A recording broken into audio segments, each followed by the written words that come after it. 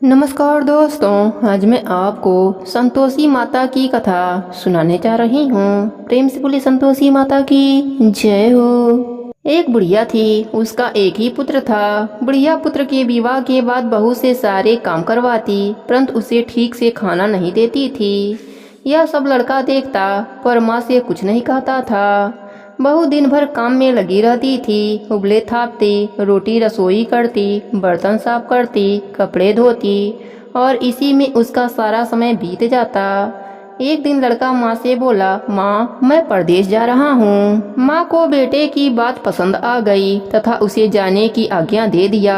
इसके बाद वह अपनी पत्नी के पास जाकर बोला, मैं परदेश जा रहा हूँ, अपनी कुछ निशानी दे दो।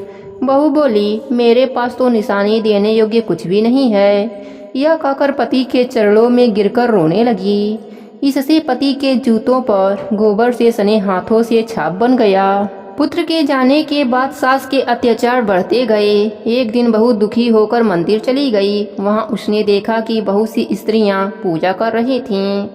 उसने स्त्रियों से व्रत के बारे में जानकारी लिया तो वे बोली कि हम संतोषी माता का व्रत कर रहे हैं, इससे सभी प्रकार के कष्ट का नाश होता है। स्त्रियों ने बताया, शुक्रवार को नहा धोकर एक लोटे में शुद्ध जल लेकर, गुड़ चने का प्रसाद लेकर तथा सच्चे मन से माँ का पूजन करना चाहिए। खटाई भूलकर भी नहीं खाना चाहिए और ना किसी को देना चाहिए। एक वक्त भोजन करना चाहिए। व्रत की विधि सुनकर वह प्रति शुक्रवार को व्रत करने लगी। माता की कृपा से कुछ ही दिनों में पति का पत्र आया। कुछ ही दिनों के बाद पैसा भी आ गया। वह बहुत खुश हुई। मंदिर में जाकर अन्य स्त्रियों से बोली, मेरे पति का खत और रुपया संतोषी माता की कृपा से आया है। बहू ने कहा, अब मेरे पति घर आ जावे तो मैं आपके व्रत का उद्यापन कराऊंगी।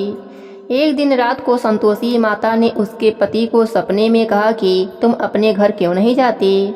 तो वह कहने लगा, सेठ का सारा सामान अभी बिका नहीं है, इसलिए पैसा भी अभी नहीं दे रहा है। सेठ से सारी बातें बताई और घर जाने की इजाज़त मांगी, पर सेठ ने इनकार कर दिया।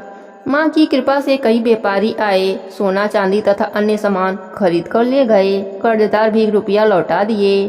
अब साहूकार ने उसे घर जाने की इजाज़त दे दिया। घर आकर माँ को बहुत सारा पैसा दिया। पत्नी ने कहा कि मुझे संतोषी माता के व्रत का उद्यापन करना है। पति और सास मान गए।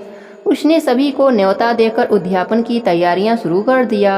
पड़ोस की एक स्त्री उसे सुखी देखकर उससे ईर्ष्या करने लगी थी।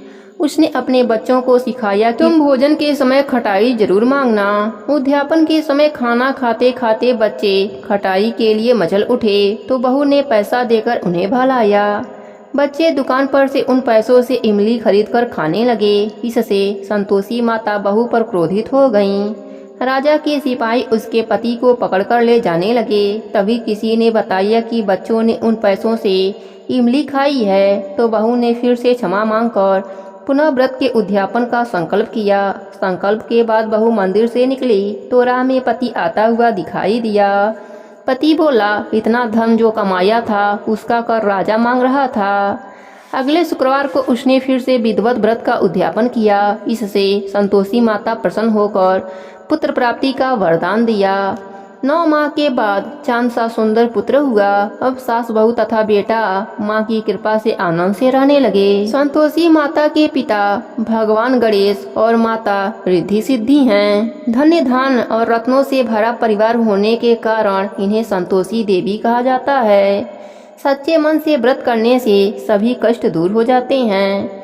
शुक्रवार का दिन माँ संतोषी की पूजा आराधना का विशेष दिन माना जाता है।